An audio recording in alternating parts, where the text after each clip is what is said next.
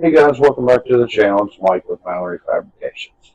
So I'm going to have to do this video a little bit differently than I have the other videos because I, I built this particular project before I started with the videos for YouTube. So what I'm going to have to do is I did take a lot of pictures during the build. So what we're going to do is I'm just going to put the pictures together and I'm going to do a voiceover of what's going on, because it's been pretty busy in the shop this summer. I'm trying to get the shop to a point to where I can do orders for all the customers. I can get all this stuff done, and I've got the right equipment to do it with, which requires projects to get done, reorganization of the garage. Initially, this was set to be done by the end of summer, but there's been setbacks with stuff with my house and vehicles and everything else that's kind of taken the money away from this. And now it's being pushed back. It's looking like it's more going to be Christmas time before the shop is fully functional, maybe even a little bit more. But I am still doing a little work for some customers out of the shop right now. But the video that we're going to be doing today is going to be on this, and this is my welding part. And this was inspired by a build that Kyle from Spicer Designs did. I'll try to leave a link for his channel. He's seems like a really good guy, very talented on what he does. So this was based off of his design. I had to change some things, and that'll be explained in the video. But essentially, it's kind of the same thing. But we'll go over that on the voiceovers. I'll tell you where my design differs from Kyle's, and try to tell you why. So I know this is not a great video to do with still images and voiceovers, but there is a couple videos that I'm going to have to do that way because, like I said, I wasn't videoing this stuff, but I did take pictures of the builds. So now we're going to have to do it this way. So I know it's kind of boring to watch just still images, but just bear with me on a couple things because we are videoing all this stuff now. And some of the projects are still in the works. So you may get videos where there's some still frames and some voiceovers and the video itself of stuff going forward. So the other projects are being filmed as they're being done now. So don't hate on me too bad for the still images. But I'll turn that over to the images and the voiceovers. And thanks for watching. So here is where the first deviation from Kyle's design on mine is that I used an existing toolbox that was my grandfather's. I believe Kyle used a U.S. General rolling cart for his, but we're using this one. I remember working out of this toolbox as a kid. I saved this out of my grandfather's garage after he passed. So figured this would be a perfect donor for the project. And this is how the bottom cab looks exactly like this top cab. And I just wanted to give you a good description here of how it looked before we started the project. So these are the drawers for the bottom cab. And pretty much everything in my shop is black and red, but I wanted this to stand out, so I did it in a black and gray. It's actually called a coastal gray is the color. So yeah, I had to pull all these out, paint those, paint the handles, and paint the main box as well. And then this is a friction, I guess is what they call it, a friction drawer slides. And so I had to go in and clean those up, put some grease in them, stuff to get them working really good. So This is just a shot of them getting the painting on. So this is just a quick shot of the main body. The main body is being painted black, and the drawers are being painted that coastal gray. So we're just shooting the main body of the box right now. So here we can see that the main body's been painted, the drawers have been painted. I've already fixed all the slides and we've got it all back together. Now we're going to do the top of the box the exact same way. And now we have the top box done, and I've also decaled the top box with this kind of like little welder guy. I just thought it needed something to break it up, and I'm going to decal the bottom as well. I'll show you that here in just a second. And here we go now. I put the flag on the bottom box. It took me kind of a while to figure out what I wanted to put on here because I'm not a big fanboy to the point to where I like to decal my box with brand names. Unless I'm benefiting from that, I'm really not going to put brand names on stuff unless it was already there. So the American flag one here I thought went well with the welder guy.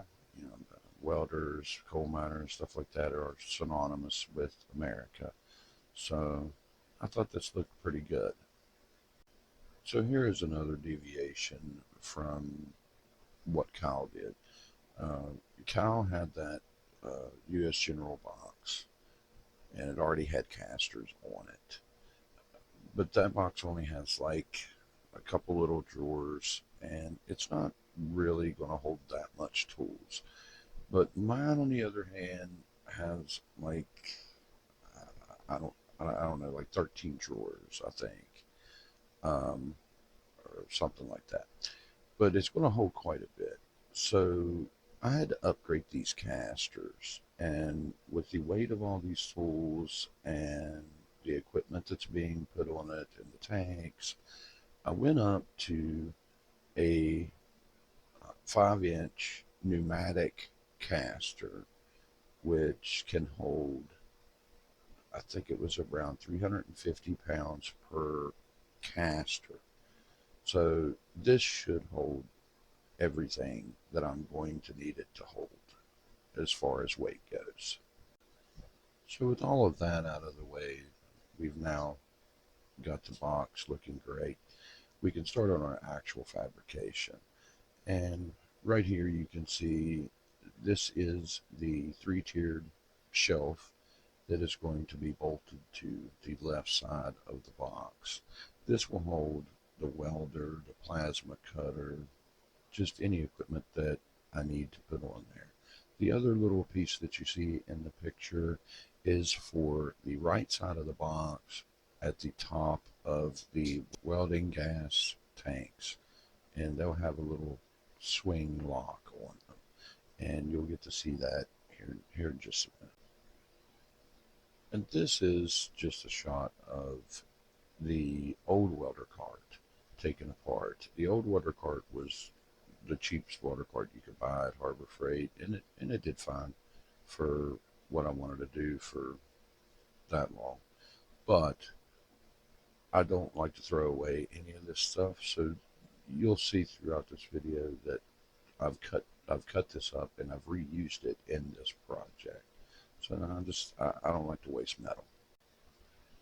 And here we have that same 3-tiered place that we're going to put our equipment, and we've cut up parts of the old welder cart, and I've stitch welded them in, and there's just a couple parts that needed cut off and needed grinding, and this is my son touching up that piece so that we can get it ready for paint and get it bolted onto the box. Here you can see that I'm just continuing after the cleanup and everything, I'm just continuing the same color scheme to our shelving that we're going to bolt onto the box. Painting the plate metal, the coastal gray, and then the framing will be painted black to match the box. Now we've got that piece painted and we've got it bolted on. And the way I bolted it on was we just drilled through into the box, put rib nuts in it, and then I drilled the outside of that 1x1 bigger so that I could put the bolt through. And we have, I do believe, 10 bolts, so 5 up each leg on that shelving to put that on there. And this is a couple shots of it. It's all painted up now, and the equipment is sitting on it. And I've started to do some of the cable management on the sides. And here we have a quick look at the cable management that's going to be on the back. Um, the V hang-ons, I believe is what they call them. That is going to be for extension cords. It's going to be for the oxyacetylene torches, stuff like that. I've already got some conduit hold downs screwed into the box that hold the air lines or the gas lines for the welder in place that goes to the other side of the box. With the left side of the box complete now and all the equipment in place, I need to fabricate the bottom for the right side that's going to hold my gas tanks for the welder, for the TIG welder, for the oxyacetylene torches.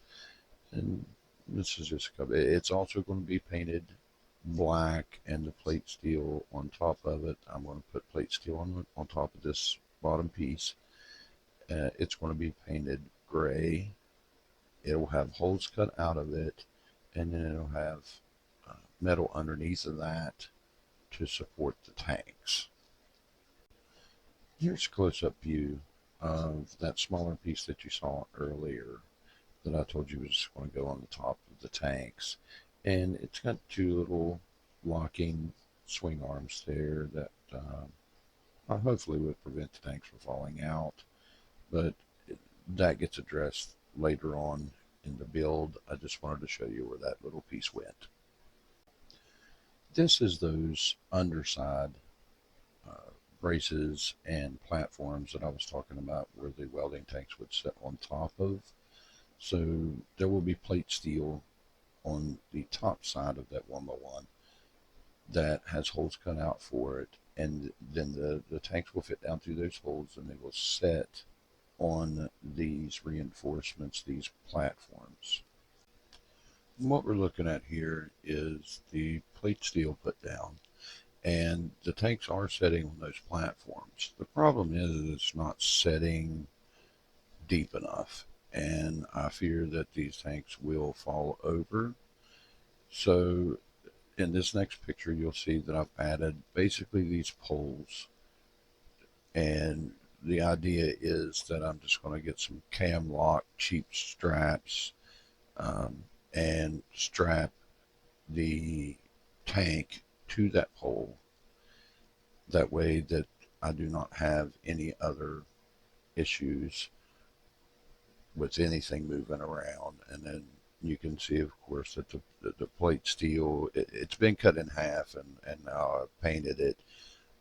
The reason it was cut in half is because the gussets and stuff, where it fits all the way flush to the front and back of the toolbox. It would not fit in as one piece. It had to be cut into two pieces. Now we've got pretty much this project is done. You can see how the straps are going around the poles now, and there is two holes cut out behind those. Those are the oxygen and acetylene tanks for the torches, and the two tanks that go behind those are going to be ADCF tanks. One will be a C25 mix tank, and one will be a pure argon tank for the TIG. And that will pretty much finish this build out. I just got to get the tanks filled and put in there and strapped down, and that'll be it. So again, I just wanted to credit Kyle at Spicer Designs for the inspiration on this. A lot of this was pretty much identical to what he did, like the 3-tier shelf and stuff like that, and the way the tanks were set up on the right hand side. Uh, so just wanted to let you know, check his channel out. He does some really nice stuff, and that'll be it for this. I hope you guys enjoyed watching this video. Maybe make one of your own. Thanks for watching.